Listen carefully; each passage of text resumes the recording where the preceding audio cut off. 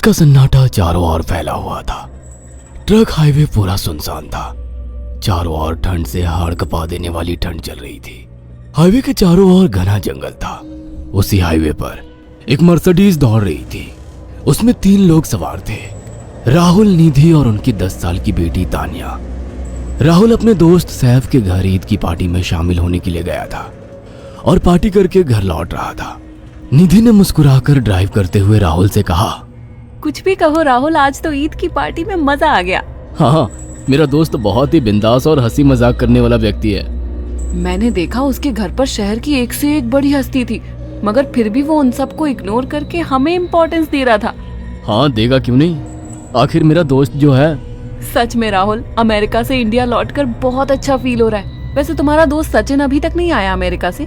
निधि की बात सुनकर राहुल चौंक कर बोला, ओह शिट यार, उसका फोन आया था कि वो इंडिया आ रहा है। उसने बोला था कि मुझे एयरपोर्ट पर पिक कर ले। निधि बहुत नाराज होगा वो। कोई बात नहीं, उससे बोल देना कि तुम्हें बिल्कुल याद नहीं रहा, और फिर तुम्हें सैफ की इनवाइट की हुई ईद पार्टी में भी तो शामिल होना था। निधि ने इतना बोला ही था कि उसकी बेटी तानिया ने अपनी माँ की ओर देखकर कहा, मुझे भूख लगी है माँ, और प्यास भी। तानिया की बात पर निधि ने बुरा सा मुंह बनाकर उसकी ओर देखकर कहा, पार्टी में तो इतना खाया था तुमने, फिर भी भूख लगी है। निधि की बात पर तानिया ने मासूम सा चेहरा बनाकर कहा, कोई बात नहीं मम्मी, मुझे पानी ही पिला दीजिए। कितनी बार बोला है मुझे मम्मी मत बोला करो। पानी अभी नहीं है, आगे जाकर कोई शॉप पड़ेगी तो बोतल खरीद के दे दूंगी। निधि की बात पर राहुल ने मुस्कुराकर कहा, छोटी बच्ची है निधि, इतना नाराज होना सही नहीं है। राहुल ने इतना कहा ही था कि अचानक एक काली परछाई राहुल की कार के सामने आकर खड़ी हो गई। राहुल के पैर अचानक ब्रेक पर पड़ गए। गाड़ी तेज रफ्तार में थी। ब्रेक अचानक लगने से पलटते पलटते बाल बाल बची थी। राहुल के चेहरे पर भयानक ठंडी में भी पसीने की बूंद टपकने लगी। वो दोनों कार से बाहर निकल आए। निधि ने डरते हुए कहा, आखिर कौन था ये? ऐसा लगा जैसे कि कोई भयानक काली परछाई मेरे कार के सामने आकर खड़ी हो गई हो। वो दोनों काली रात के सन्नाटे में इधर उधर देखने लगे। तभी निधि को एक घने पेड़ के पास 2 चमकीली हुई आंखें दिखाई दी। उसकी आंखें बिल्कुल भेड़ियों की तरह लग रही थी। निधि ने चीखते हुए राहुल से कहा, राहुल देखो कौन है वो, जल्दी से गाड़ी में बैठो, मुझे बहुत डर लग रहा है। राहुल ने उस तरफ देखा तो उसके रोंगटे खड़े हो गए। वो दोनों गाड़ी के अंदर बैठने ही वाले थे कि अचानक एक अजीब सा चेहरा वाला भयानक सा आदमी बिजली की रफ्तार से उनके सामने आकर खड़ा हो गया। राहुल ने देखा कि उसका चेहरा बिल्कुल सड़ा हुआ था और उसकी आंखें भेड़िए की तरह चमक रही थी। उसके लंबे लंबे बाल उसके कंधे तक आ रहे थे और उसके दांत भेड़िए की तरह बाहर की ओर निकल रहे थे। हाथों की जगह नुकीले पंजे थे।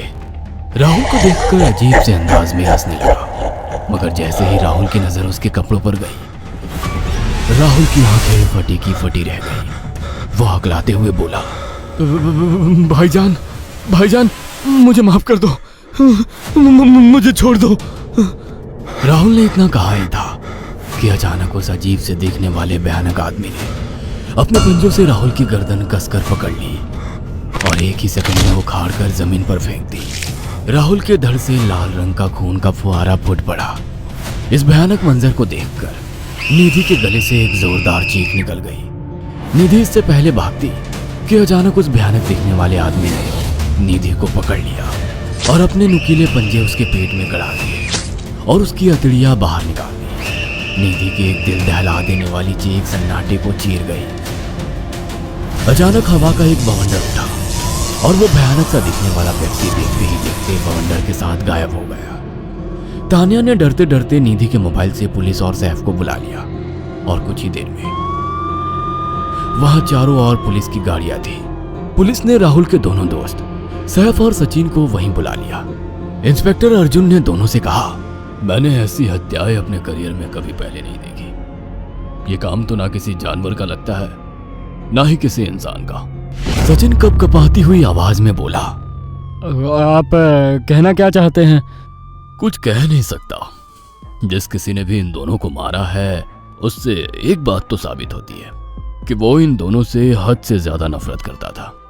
अब सारी सच्चाई तो ये बच्ची ही बता सकती है। इतना बोलकर इंस्पेक्टर अर्जुन तानिया के पास चला गया, जो बेहद डरी हुई थी।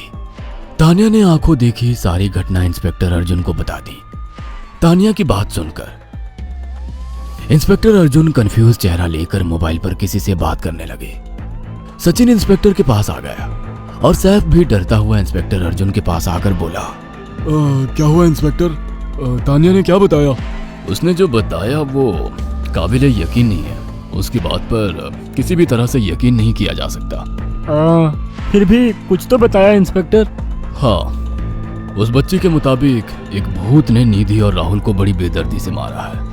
इंस्पेक्टर की बात सुनकर दोनों बुरी तरह से चौंक गए। क्या मतलब है इस बात का?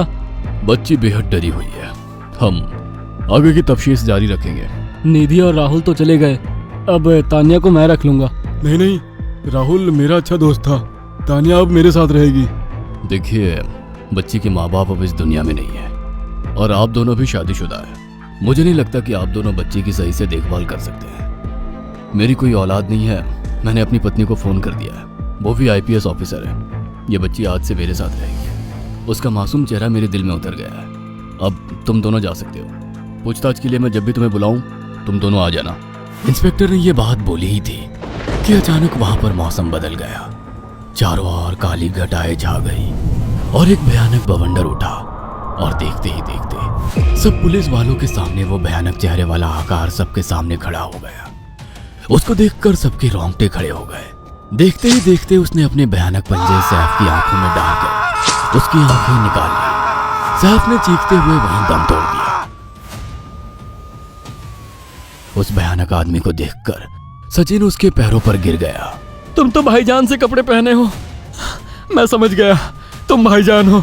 मुझे माफ कर दो भाईजान, मुझे यहाँ से जाने दो। मैंने कुछ नहीं किया था। वो भयानक चेहरे वाला गुर्राते हुए बोला, बता इन सबको कि ये सब इतनी भयानक मौत क्यों मरे। सचिन दौड़ता हुआ इंस्पेक्टर अर्जुन के पास गया और बोला, मैं जानता हूँ इसने इन तीनों को क्यों मारा। इसका नाम भाईजान था। जब ये जिंदा था ये किसी का भाई किसी की जान था। बहुत साल पहले ये हम सबका बहुत अच्छा गहरा दोस्त और बिजनेस पार्टनर था। ये सबकी बहुत मदद किया करता था। इसकी प्यारी सी बेटी थी तानिया, जो इस वक्त कार के अंदर बैठी हुई है। ये इसी की बेटी है। भाईजान अपने सारे पैसों से एक बहुत बड़ा हॉस्पिटल खोलना चाहता था जिससे गरीबों का मुफ्त इलाज किया जा सके, मगर हम तीनों इसके लिए तैयार नहीं थे। हमारी नीयत उसकी दौलत पर खराब थी और एक दिन हम सब धोखे से ईद के दिन भाईजान को यहाँ ले आए और इसे मारकर फेंक दिया। तो फिर तुम सबने इसकी बेटी को क्यों जिंदा छोड़ दिया? हमें बाद में पता लगा कि भाईजान ने सारी जायदाद अपनी बेटी के नाम कर दी है, इसीलिए हमने भाईजान की पत्नी को भी मार दिया। और तानिया का तुम 18 साल की उम्र पूरी करने का इंतजार कर रहे थे ताकि सारी जायदाद अपने नाम करा सको और बाद में उसे भी ठिकाने लगा सको। इसी के लिए तुम दोनों इस मासूम बच्ची को अपने साथ रखने की जिद कर रहे थे। जी, आपने बिल्कुल सही कहा। हम तानिया को भी इसी जगह लाकर मार देते। सचिन की बात सुनकर इंस्पेक्टर अर्जुन की आंखों में खून उतर आया। इंस्पेक्टर अर्जुन के कुछ कहने से पहले ही भाईजान बिजली की रफ्तार से इंस्पेक्टर अर्जुन की आंखों के सामने से सचिन को पकड़कर ले गया और उसके शरीर के टुकड़े टुकड़े कर दिए और हवा में उठे एक तेज बवंडर के साथ गायब हो गया।